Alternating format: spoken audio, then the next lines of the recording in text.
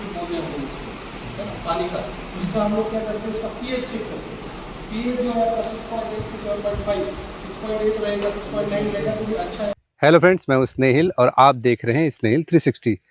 आज की वीडियो में हम बात करने वाले हैं पोल्ट्री फार्मिंग की ट्रेनिंग के बारे में, पोल्ट्री फार्मिंग की कुछ योजनाओं के बारे में जो भारत सरकार के द्वारा चलाई जा रही है, और ऐसी ट्रेनिंग जहां पे आप बिल्कुल मुफ्त में ट्रेनिंग कर सकते हैं। और इस ट्रेनिंग में आपको प्रैक्टिकली भी ट्रेनिंग कराया जाता है कि कैसे बर्ड को वैक्सीनेट कराते हैं, बर्ड का मेडिसिन का कैसे शेड्यूल होता है, चूजा कैसा लेना चाहिए, कहाँ से लाना चाहिए, ये जो सारी डिटेल्स है इन संस्थानों में दिया जाता है। तो देखिए, ट्रेनिंग के लिए लोग अलग अलग जगह पर अप्रोच करते हैं। मैंने देखा हूँ कि काफ़ी सारे फार्मर जो हैं वो प्राइवेट जगह से भी ट्रेनिंग करते हैं, जो कि अच्छी बात है। पोल्ट्री फार्मिंग में आजकल काफ़ी जगह ये चल रहा है कि पोल्ट्री फार्मिंग की ट्रेनिंग लोग, जैसे सोनाली हो गया, कड़कनाथ हो गया और DPRIR क्रॉस हो गया, इनकी ट्रेनिंग अपने फार्म पे प्रोवाइड करा रहे हैं, जहाँ पे नए फार्मर जाके ट्रेनिंग करके फार्मिंग का काम सीखते हैं। ज़्यादातर मैं किसानों से यही कहना चाहूँगा कि वो ट्रेनिंग के लिए गवर्नमेंट संस्थानों को चुने। प्राइवेट संस्थान अपनी जगह ठीक होते हैं, जो खुद के फार्म पे ट्रेनिंग कराते हैं वो भी ठीक होते हैं। अगर आपको वहाँ पे ट्रेनिंग करना है तो आपको, जहाँ आप ट्रेनिंग के लिए जा रहे हैं प्राइवेट जगह पे किसी के फार्म पे, तो आपको ये पता करना है कि वो कितने दिन से मुर्गी फार्मिंग कर रहा है, उनका एक्सपीरियंस कितना है, वो बीमारियों के बारे में कितना नॉलेज रखते हैं। अगर आपको ठीक लगता है तो वहाँ पे आप ट्रेनिंग के लिए जा सकते हैं। लेकिन ऐसा संस्थान जो कि गवर्नमेंट का है, जहाँ पे गवर्नमेंट के अनुभवी शिक्षक जो काफ़ी समय से मुर्गी पालन पे रिसर्च कर रहे हैं और मुर्गी पालन पे ट्रेनिंग भी करवा रहे हैं। देखिए, गवर्नमेंट के काफ़ी सारे संस्थान हैं जो ट्रेनिंग करवाते हैं। जैसे हमारे यहाँ मध्य प्रदेश में जबलपुर में है, हमारे बालाघाट में भी जो एग्रीकल्चर कॉलेज खुला है वहाँ पे भी अभी कुछ दिनों बाद मुर्गी पालन की ट्रेनिंग स्टार्ट होने वाली है। और जबलपुर के अलावा मध्य प्रदेश में बहुत से ऐसे क्षेत्र हैं जहाँ पे गवर्नमेंट के संस्थान मुर्गी पालन की ट्रेनिंग देते हैं। गवर्नमेंट संस्थान से कई बार ट्रेनिंग करने का फ़ायदा ये होता है कि आपको रहने खाने की व्यवस्था शासन की तरफ से मुफ्त होती है। आपको सिर्फ वहाँ पे अपना एडमिशन करवाना है ट्रेनिंग के लिए। एडमिशन मतलब आपको वहाँ आप जाके अप्लाई करना है अपने ट्रेनिंग के लिए, और ट्रेनिंग का शेड्यूल वो आप तक पहुँचा देते हैं।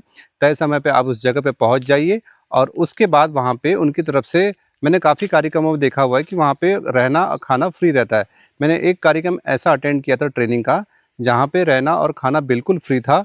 केंद्र सरकार की ये ट्रेनिंग थी। मैंने जैसे आपको बताया था कि मेरे पहले वाले वीडियो में, जहाँ मैं ट्रेनिंग पे गया हुआ था जबलपुर पे, तो वो ट्रेनिंग केंद्रीय जो मुर्गी पालन विभाग है उसके द्वारा रखी गई थी, CPDO मुंबई के द्वारा, सेंट्रल पोल्ट्री डेवलपमेंट ऑर्गेनाइजेशन के द्वारा। और इस केंद्रीय विभाग की सबसे अच्छी ये बात है कि जहाँ पे हमें पूरी 1 हफ्ते की ट्रेनिंग पूरी की पूरी फ्री दी गई थी।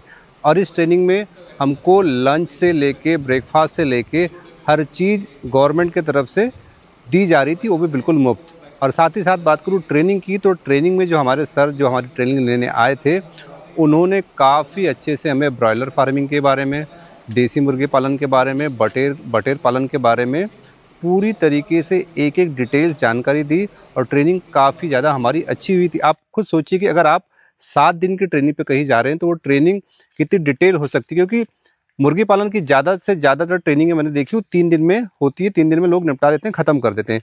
लेकिन वो हमारी ट्रेनिंग गवर्नमेंट के प्रोग्राम के थ्रू थी, तो वो 7 दिन की ट्रेनिंग थी, जहाँ पे हमने काफ़ी डिटेल्स में बीमारियों के बारे में पढ़ा, बायोसिक्योरिटी के बारे में पढ़ा, फीड के बारे में पढ़ा, मुर्गियों के ब्रीड के बारे में पढ़ा, मार्केटिंग कैसी करनी है उसके बारे में पढ़ा, ब्रूडिंग कैसी करनी है उसके बारे में पढ़ा, फीड का खर्चा कैसे कम करना है उसके बारे में पढ़ा। तो डिटेल्स में हमने वो ट्रेनिंग की थी। और मैं चाहूँगा कि दूसरे फार्मर भी ऐसी ट्रेनिंग करें जो सेंट्रल गवर्नमेंट की होती है। और इसका फ़ायदा भी ये होता है कि वहाँ पे हमको समय समय पे स्कीम के बारे में बताया जाता था कि आप किस स्कीम का कैसे फ़ायदा ले सकते हैं। जैसे अभी पूरे देश भर में नेशनल लाइव स्टॉक मिशन योजना चल रही है, जहाँ पे आप पोल्ट्री फार्मिंग के लिए, अगर आप ब्रीडिंग वाला फार्म बनाना चाहते हैं, पेरेंट वाला फार्म बनाना चाहते हैं, तो फ़ायदा आप ले सकते हैं उस स्कीम का। अगर आप कड़कनाथ पालना चाह रहे हैं तो फ़ायदा ले सकते हैं आप उसका।